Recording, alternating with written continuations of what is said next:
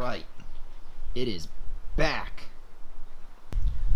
What is going on, YouTube? Tom here, and that's right. It is back. Love how I get these nice gusts of wind as soon as I start to film. I wanted to do this as a driving vlog today, but as you can see by all this water on the ground and the puddles in the road, it has been raining non-stop all day. Sun is finally out after, all these long hours today. I know I went and saw the girlfriend, and she misses this car just as much as I do. But yes, that's right. 33 days is what it took from the day it broke to the time it was finished. So if y'all might remember, this is what happened. Well, guys, buy a Ford, they said. My 6-speed just became a 4-speed.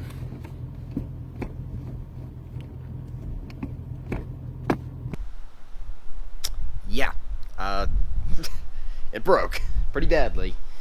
So, wanted to go ahead and do this review on the car. I wanted to do the 1-year ownership review.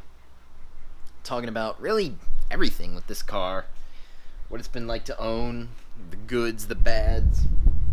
But let me go ahead and hop inside the car real quick, because let's talk about that shift fork repair. I'm going to sit you all down over here for a minute while I reach inside the glove box.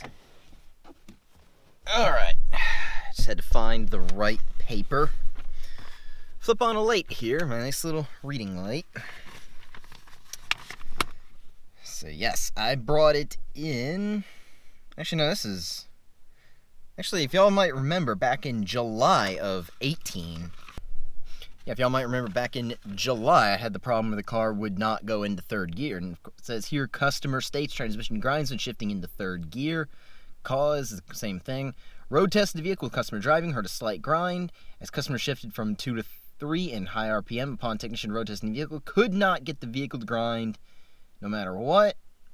And then it's possible the customer is either not pushing the clutch in all the way or fully engaging the gear at times and causing the grind. Basically, nothing was fixed, and y'all might remember that. It was grinding non-stop in third gear, and then the big one is, if I can get a dealer I can get a problem known for this car, I want to get it fixed, and I don't want to have to wait until after parts are on back order. The big one is, worst case scenario is, my shift fork breaks at some point driving this car, because I drive this car hard. I do not like to be gentle with this car. There it goes. Yep, did it a little bit there. Not horribly, but it was enough to just stop for a second. It's always the 2-3 shift that does it too, and that's why I'm worried, is like it's going to eventually break that shift fork if it keeps going this way. So here, digging through it, we have the broken 3/4 shift fork. Concern, transmission, customer reports car has no third or fourth gear. Gee, thank you. So, road test to verify, no third or fourth gear, CTSB 18-2351. Remove trans mount to holder, tear down and inspection, broken 3/4 shift fork. Exactly what I thought. This is more than likely within the first week. I took it in. It says here, service date in. It was taken in on the 27th. I took it in the 16th of March. It went in on the 27th, which makes sense that it took him a while. They said the transmission guy was on vacation. Anyway, perform the TSB 182351. Replace 1-2 shift fork, 3/4 shift fork, 3/4 synchronizer, and third gear. So yes, they basically have changed a lot with this transmission. A lot of people remember I had the third gear lockout issue, and Ford basically said learn to drive. That was effectively what that meant to me. And then, unfortunately, this is another reason probably why it took a while. Reassemble trans, unassemble to obtain neutral, disassemble trans, found third gear found to be dragging, able to engage other gears and rotate, but unable to obtain neutral, found new third gear binding to original third gear blocking rings. And then no parts list available for this trans.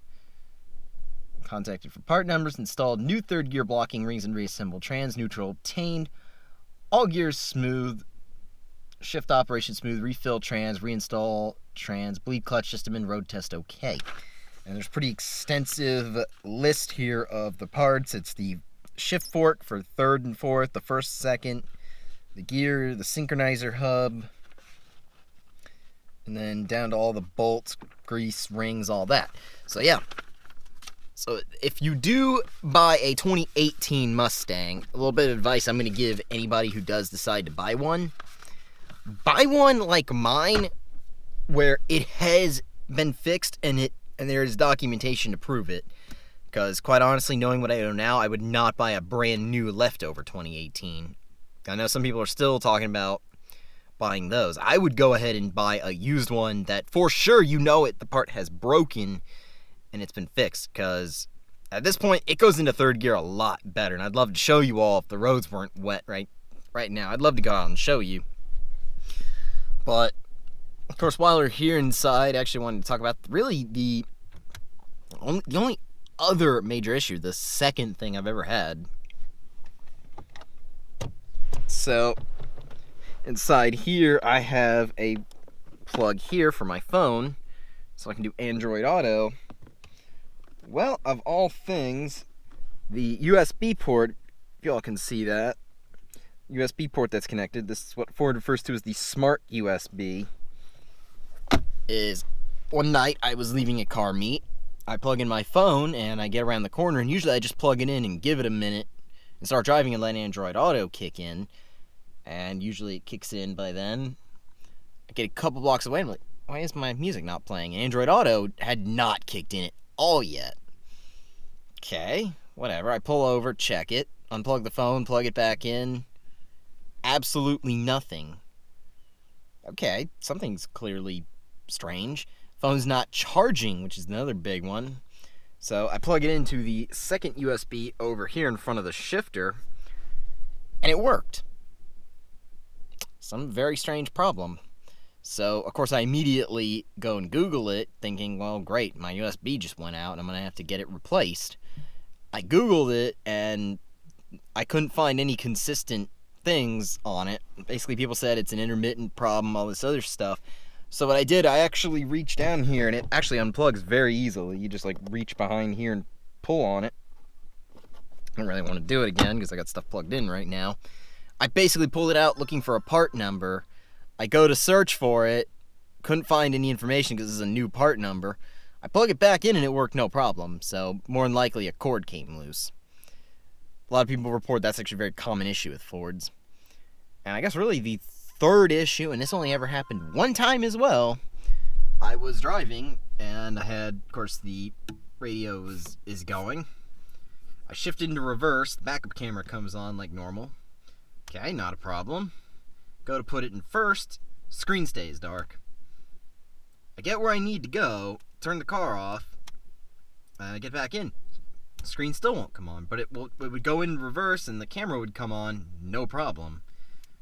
And finally, I noticed it comes on for like a second and shuts down. I don't know what happened with it. I hit a button and all of a sudden it came back on. And most of these screens actually have a power off function within menus. My Tacoma has it, my dad's Tacoma has it. So this car, I'm not sure, I've never looked for it. So my theory is that may have gotten turned on by mistake somehow. I don't remember turning it on. Again, it only ever happened one time, and I've never had a problem since. Once again, back outside of the car, and man, it is bright now that the sun's out. I want to talk about some of the good sides about this car. So I know a lot of people have thought these cars are basically complete lemons and I need to sell it and all this other stuff, and it's actually been, other than the transmission, it has been fully reliable. In fact, even the motor tick. Now, it sometimes has the one that Ford came out with another TSB claiming that it is normal. It does have it, and it's only intermittent, and realistically, it's so faint you can barely hear it, even when I have the exhaust in quiet mode. And it typically only happens after a warm start.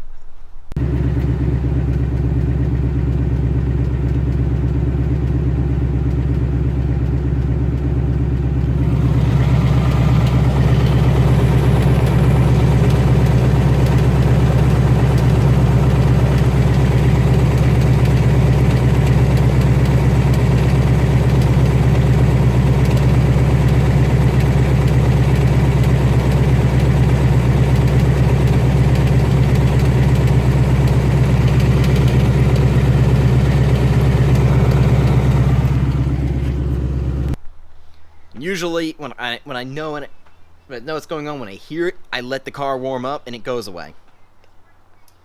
But a lot of people know I put this car in a dyno a while ago, and it said on the dyno sheet 464. Now, that was, of course, probably an overestimate. In fact, I'm pretty sure they did that in third gear, but I look back at the footage. But I do want to re-dyno it at some point. I was gonna go to one tomorrow. Unfortunately, I don't think I'm gonna be able to make that one just because it's an all-day event. But this thing makes more power than it's rated for, easily, because even the low number made 430. But like I said, it sometimes ticks, but it realistically doesn't. Knock on wood now. That's hopefully it won't come back. But realistically, this car has been a joy to drive. It is amazing. It handles pretty well, especially compared to a lot of people's expectations of a Mustang. It's a pretty comfortable car. It is big. It is a big, comfortable cruiser now. You Mustangs are not. In fact, they really never were true sports cars, but I love it. And I can say this, in the past year I have owned this car. When I do eventually start the inevitable car collection I keep saying I want to start, and whether it be this car or not, whether it's the red car or not, I'm always going to own at least one Mustang for basically forever now, because this thing has a large community. It's like, I've met a lot of Mustang people since I bought it. You meet a lot of people in the Mustang community, a lot of friendly people. Of course, it's been the first enthusiast car I've ever owned, and I can honestly say I don't think I'm getting rid of this car anytime soon as of yet. As long as nothing else breaks, though. I will say this, though, if something else major breaks and it's not going to get covered under warranty, again, we're going to walk back over here, knock on wood, I'm going to go ahead and sell it, and I probably, in that point, would either get a GT500 or a Terminator Cobra. But, in the meantime, got seeing all this dust from where it was sitting. Do need to get this thing washed. Hopefully I will do that soon. Let me know in the comment section below what you all think about this video. If you like this video, go ahead and leave a thumbs up. If you are stopping in for the first time, go ahead and subscribe, because now that this car is back, expect more with this car. Speaking of the Tacoma, where my daily driver, I'm actually proposing to my girlfriend. There's a Tacoma meet. Not propose, I'm not marrying her, I should rephrase that. But I'm proposing that we go to a Tacoma meet that's actually local to me, so I don't know, let me know what you all think about that. I'd love to record a Tacoma meet, since I've actually never been to a Tacoma specific one. I've only ever been to one Mustang specific one, and it's definitely a different experience to go to a meet where everybody has the same vehicle. But anyway, take care, have a good day.